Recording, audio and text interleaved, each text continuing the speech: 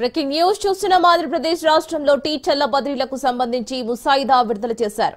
ఒకే చోట 8 ఏళ్ల సర్వీస్ పూర్తి చేసుకున్న టీచర్లతో పాటు 5 ఏళ్ల పాటు సర్వీస్ పూర్తయిన హెడ్ మాస్టర్లకు బదిలీ తప్పనిసరి చేసింది ప్రభుత్వం.